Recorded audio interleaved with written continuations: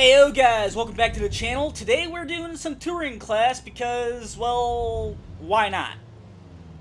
Haven't done it in a while, so let's go ahead and race around Mugello in the Levorg Subaru.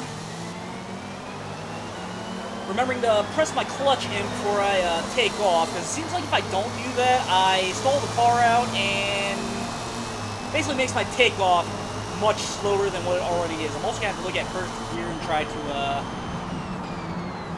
maybe get that down towards acceleration more. But anyways, looks like a little bit of bumping into turn 1, San Donato. That one I actually know how to pronounce. Going into Luco and Poggio Secco. Taking it nice and slow. A little love tap on the back of Kevbo Slice. Trying not to be as dirty as what some touring class drivers like to be, as I get pushed forward. Basically a bump to pass, except it was in my favor. A little love tap into Victor Cruz, I think that was. Not intentional, by the way. It was because I was struggling to get the car back under control after I was forced to overtake. I think it was Ink that I ended up overtaking. And right behind Victor Cruz right now, going into Arrabbiata. Trying to tuck up into his grab. Trying not to do anything too stupid. Which, if you guys have been around on the channel for long enough, you know I tend to do something stupid almost every race. Looked like Victor Cruz there shoved some Eleanor Shifty out of the way in order to secure 13th. Well, in that case, 14th. I ended up getting around Shifty as well in order to get 14th, which, in my book, not really the best way to overtake someone. It's never really a good idea to bump someone out of the way in order to get their position. Anyways, going into Bucine right now. Still trying to figure out my braking point on this track and these sets of rides.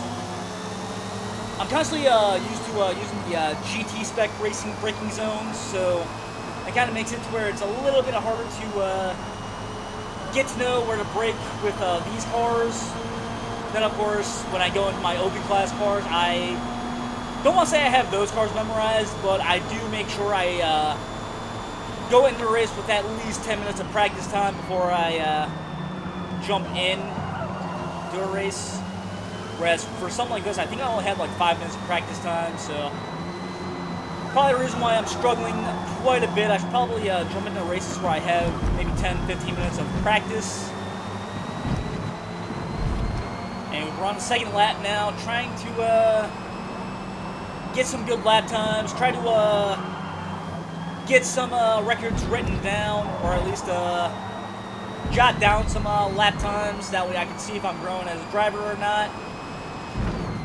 Something I urge almost every driver to do, just to make sure that they're at least growing as a driver, growing faster, I should say. Seems to help out quite a bit. And he's going to Arrabbiata. Just trying to keep up with the pack. Johnny Esmeralda probably has top speed over me. This is the only the car I'm using is the only one that's rear-wheel drive, so I have a feeling that's where my advantage is on the cornering, but not so much top speed. And I think that's where the BOPs were balanced, which is why this car has so much less performance, or PI, performance index, I think is what it's called. And I think that's why it's so much lower than the rest of the cars you could use. And it was going into Bucine, losing time on Esmeralda. Not really making effective use on the corners. I will admit that one, as I almost go off track there. Just trying to catch up, trying to set good lap time. Sitting in 15th. I don't remember where I started in the race. I want to say it was either 18th or 19th, one of the two. So, making some progress, not enough. Looks like a little bit of a good race is being said in the text chat. something I probably should memorize, because I do have it mapped on my D-pad on my racing rig.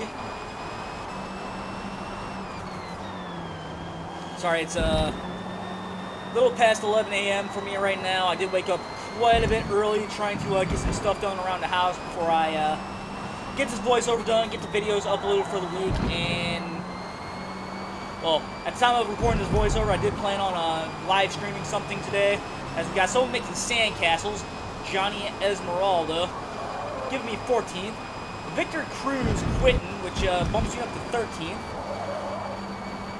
so even more progress made, even though one of them was due to a quitter, which again, never quit out on your races.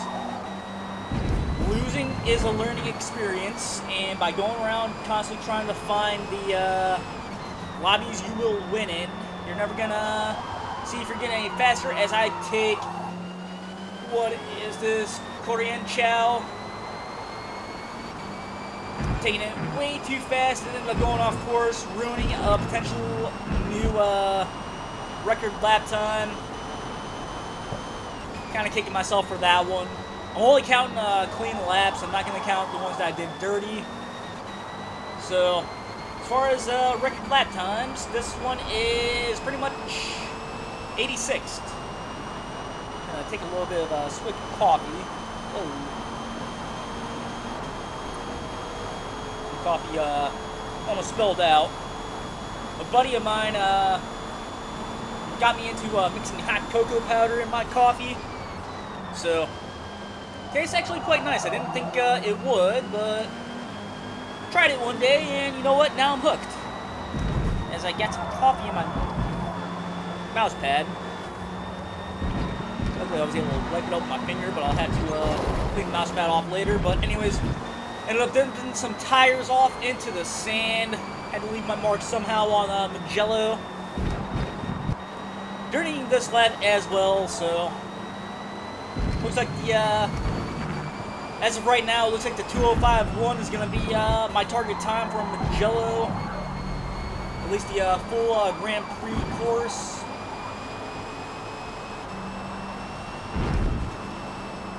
And he's going into Arrabbiata, trying to catch up to Ink. I don't know if I will. I think I lost way too much momentum dipping my tires into the sand. You guys can let me know in the comments. It seems like Mugello is one of, if not the ultimate momentum track. Where as soon as you lose momentum in one area, the rest you just sort of crumble on. So, I have a feeling you kind of need to be on your toes as far as Mugello is concerned. And that's coming from an amateur racer that started in Forza Motorsport 7, which is where a lot of player base seem to have left. At least that's what I've heard, going off of other YouTubers' comments. Seems like Forza Motorsport 6 had a good running, but then Forza Motorsport 7 came around, and that seems to be where a lot of players dipped. Still had its player base, and most of those came over to Forza Motorsport 7, but it is what it is. And just for a record, I did come from the Forza Horizon scene. And if you want to count the Need for Speed scene, you can say I came from there as well. So that's why I constantly say I'm more of an amateur over anything. And it was going through Luco and Poggio Secco, slowly catching up to Ink. I think he was losing time behind. Who is that? I Love Flashbangs. Yeah, I think I Love Flashbangs, who is going to go off into the sand. I'm going to get around him, get 12th place from him. Going into Casanova and Savelli. Trying to catch up to Ink here. Thought I got a little bit too much curbing there, but luckily I was able to keep the car under control there, going into Arrabbiata. Ink pausing for some reason. Disconnecting, so I ended up getting 11th from him. Going into Scar Pereira, and Pelagio. Trying to keep the car under control. I don't think I'm going to catch up to Kev Slice anytime soon. Maybe 5th place will be my lap time, or record lap time, I should say, going into Garancio. Again, I don't really know my Italian, so I do apologize if I'm butchering that name. I know my buddy Unearthly commented on how he thinks it should be pronounced. Probably going to have to get on Google like he did and try to figure it out. But anyways, going into Bucine, I might be able to set a new record lap time. Let's see here. Down on the final straight, I am not going to catch up to Tony Bingo with his 4-second penalty, but we're going to finish race in 11th place. What was my final lap time? A 2:03.5. I'm going to put that into the records. Guys, pretend I said something corny here to get a like, comment, and subscribe, and I hope to see you guys in the next race. See y'all later.